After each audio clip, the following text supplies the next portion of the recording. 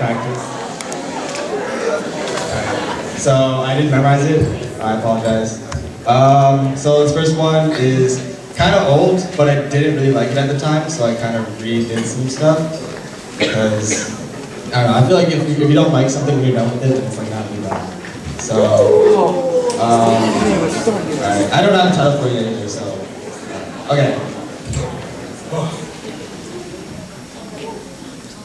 I still have my fair share of bad days.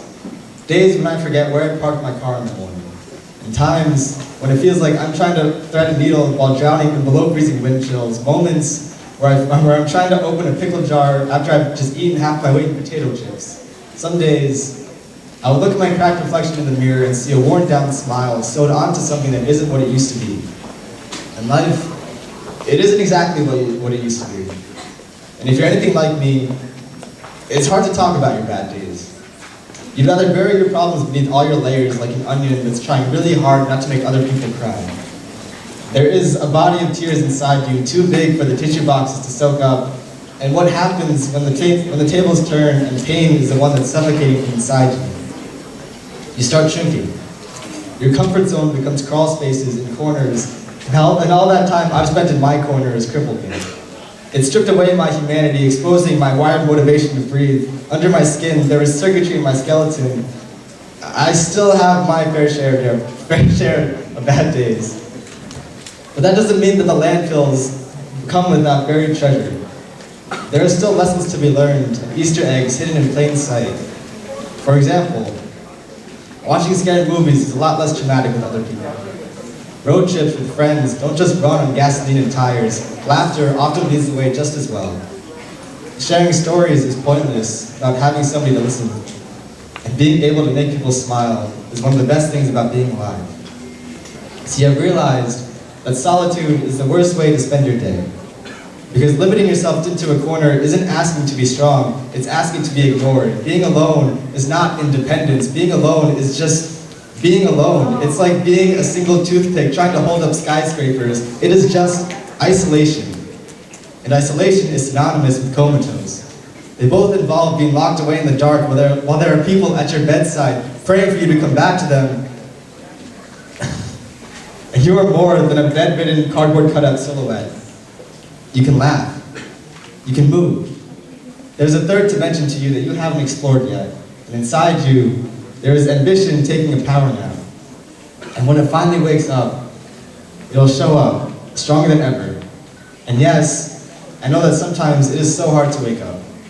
Because there are still nights when I wish my mattress were on train tracks. When I wish my pillow were leaning over a 50-foot cliff. When getting out from the bed sheets feels a lot like competing in a strongman competition. But every time you do start your day, you do get stronger. Someday, or morning, there will be a morning when you wake up and notice that life doesn't hurt as bad as it did the night before.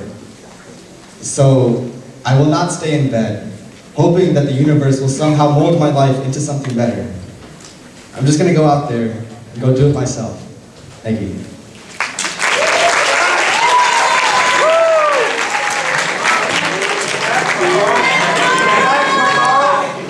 Alright, so this next one is brand new, actually. Anybody out there who ever kept like stuffed animals growing up? I guess this is for you guys. Alright, it's called Teddy Bear.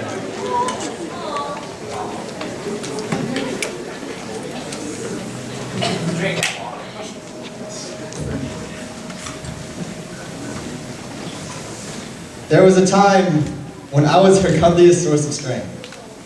I was there the first time she found out she was afraid of the dark. Back when the monsters were just sweaters on hangers. And whenever the nightmares would grab her by the pillow, she'd grab me by the ear. And she'd hold me tight. Close enough for me to hear the transition of her heartbeat. Once an erratic drum solo, now a soothing metronome. And I listen in for the lullaby of her silent rest. And it makes me wish that I had a heartbeat too. I remember her bringing me in for show and tell. And it was a wild ride, like an erratic 10-minute festival. And she paraded me around, her enthusiasm spilling confetti like rays of sunlight. I'd never seen her this happy. And to the bully that hid me away to try to pick on her, there isn't a shelf high enough to keep me out of reach. Years later, I remember her hiding me before her friends showed up. Behind the scenes, I could hear the muffled laughter, the gossip about boys, and meanwhile, the smell of nail polish filled the room.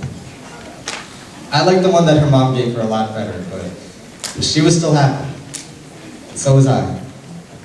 See, I don't get the chance to collect many moments anymore. Nowadays, I collect dust, fragments of our conversations collecting in the roots of my fur. I'm coated in memories of gentler words, smaller hands that would lift me up until her smile hit the ceiling.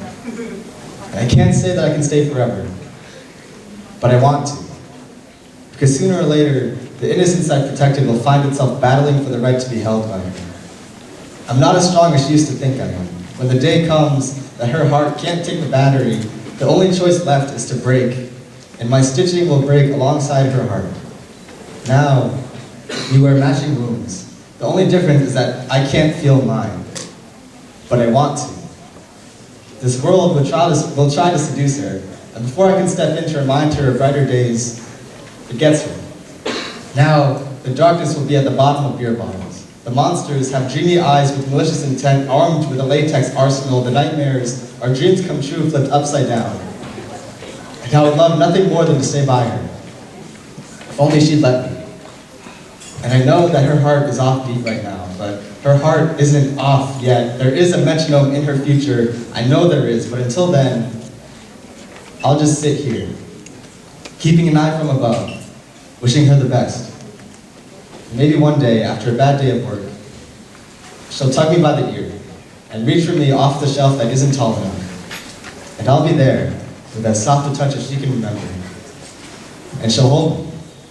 And I'll remember that this is where I belong. To roll up her fear into cotton balls in happier times, this is where I belong. This is where I want to be. Thank you.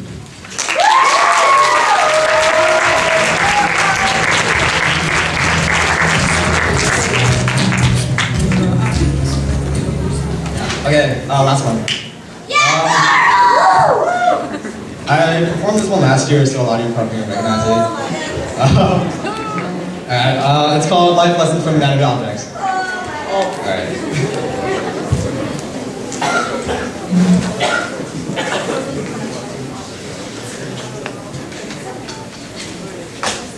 Thank you to the vacuum cleaner for teaching me that sometimes our biggest nightmare isn't the heaping pile of garbage in the kitchen, but rather the crumbs underneath the couch we've been neglecting. Tucked away at the bottom of obvious, you left a mess too small to bother cleaning up.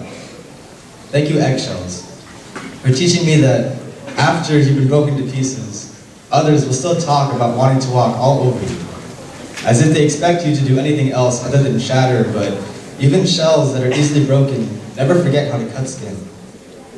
Thank you to the voicemail machine, for teaching me that hearing a message can still feel the same years after we've heard it the first time.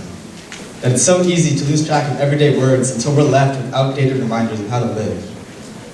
Thank you to the coffee maker on the counter for showing me that, hey, you can be loud and obnoxious and sound like your sink is being broken into, but darn it, you'll find love anyway. Because you make somebody else out there feel alive. Sometimes it's the things that cry the loudest that give us the biggest motivation to step out the door. Thank you to Listerine mouthwash. Teaching me that cleaning out the bullet holes can hurt worse than the initial bang, and it could sting a lot worse than we planned.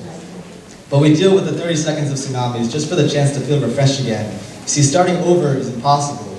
You can always attempt to clean and repair. Thank you to the broken acoustic guitar for teaching me that something designed for beauty can still be mistreated.